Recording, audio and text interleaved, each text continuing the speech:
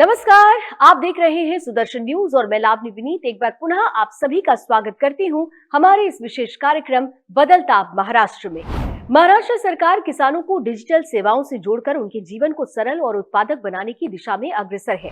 मुख्यमंत्री देवेंद्र फडणवीस ने global conference on artificial intelligence in agriculture and investors summit AI for agri 2026 में बताया कि राज्य ने महाराष्ट्र कृषि AI नीति 2025-2029 के तहत किसानों के लिए बहुभाषी और वॉइस आधारित डिजिटल सेवाएं शुरू की है।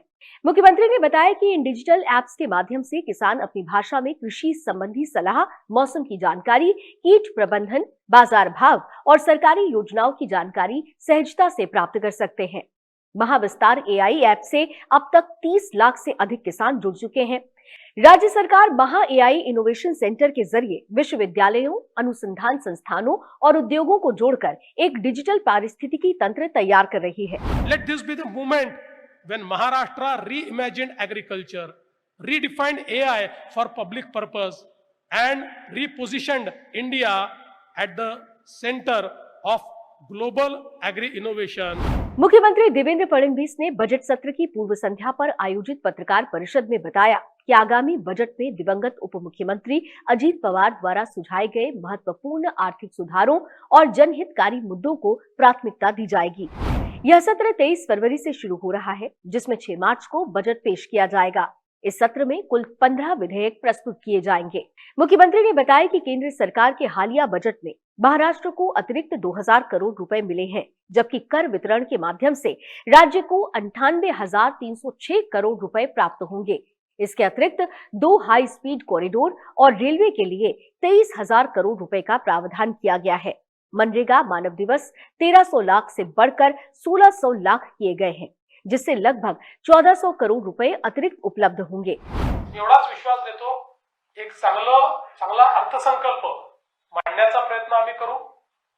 जे मुद्दे माननीय अजितदादांना अपेक्षित होते ते सगळे मुद्दे या अर्थसंकल्पामध्ये त्यांनी जे काही सूचना केल्या होत्या त्या सगळ्या सूचना या आम्ही अंतर्भूत करू आणि जनसामान्यांना दिलासा देत असताना आर्थिक शिस्त देखील राज्याची पाळता आली पाहिजे या दृष्टीनं काही कडक पावलं देखील उचलायची आवश्यकता पडली तर ती देखील आम्ही उचलायला मागे पुढे पाहणार नाही, हा विश्वास मैं आपल्या सर्वांना देतो। उप मुख्यमंत्री एकनाथ शिंदे ने कहा कि दावोस में हुए 30 लाख करोड़ रुपए के समझौतों से 40 से 50 लाख रोजगार सृजित होंगे। राज्य में 1 लाख करोड़ रुपए के बुनियादी ढांचा कार्य चल रहे हैं।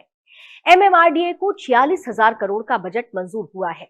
उप मुख्यमंत्री ने बताया कि मुंबई में यातायात जाम कम करने के लिए BKC कुर्ला, बोरीवली ठाणे और मुलुंड टनल परियोजनाएं लागू हैं। देश प्रगती पथाकडे चाललेला आहे। हे महाराष्ट्र मोठा राज्य आहे। आज किती योजना आम्ही केल्या तरी सुद्धा पायाभूत सुविधांमध्ये महाराष्ट्र नंबर 1 ला आहे। सगळ्यात जास्त पायाभूत सुविधा या महाराष्ट्रामध्ये सुरू आहे। इस अवसर पर बोलते हुए उप मुख्यमंत्री सुनेत्रा अजीत पवार ने कहा कि बजट सत्र से पहले आयोजित चाय समारोह केवल औपचारिकता नहीं, बल्कि विकास संबंधी मुद्दों पर संवाद का महत्वपूर्ण मंच है।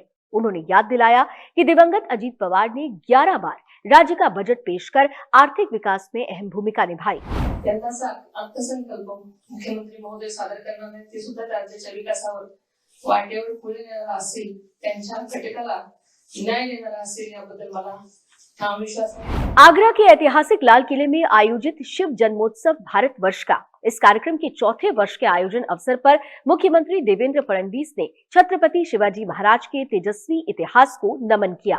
उन्होंने घोषणा की कि जिस स्थान पर महाराज को बंदी बनाया गया था, वहां अगले वर्ष से भव्य स्मारक का निर्माण कार्य शुरू हो जाएगा। मुख्यमंत्री ने बताया कि उत्तर प्रदेश सरकार के सहयोग से भूमि अधिग्रहण की प्रक्रिया पूरी हो चुकी है। महाराष्ट्र सरकार द्वारा गठित समिति इस स्मारक के निर्माण को गति देगी, ताकि 2030 में महाराज की 400वीं जयंती प्रधानमंत्री नरेंद्र मोदी की उपस्थिति में भव्य रूप से मनाई जा सके। उन्होंने बताया कि प्रधानमंत्री के नेतृत्व में अब CBSE पाठ्यक्रम में शिवाजी महाराज के इतिहास को विस्तार देते हुए 20 पृष्ठ समर्पित किए गए हैं, जो पहले मात्र 1 अनुच्छेद तक ही सीमित था। कार्यक्रम में लेजर शो, नियॉन लाइट प्रदर्शन और पारंपरिक पोवाड़ा के माध्यम से स्वराज्य और गनिमी कावा छापामार युद्ध नीति के गौरव को जीवंत किया गया। मुख्यमंत्री ने जोर देकर कहा कि शिवाजी महाराज ने न केवल मुगलों को चुनौती दी बल्कि स्वभाषा और स्वाभिमान की नींव रखी, जिसका विस्तार आगे चलकर कटक से अटक तक हुआ। आज के बदलता महाराष्ट्र में केवल इतना ही। नवीन जानकारियों के साथ एक बार पुनः आपसे भेंट होगी अगली बार। तब तक के लिए लावनी विनीत को दीजिए अनुमति। जय महाराष्ट्र, जय हिंद।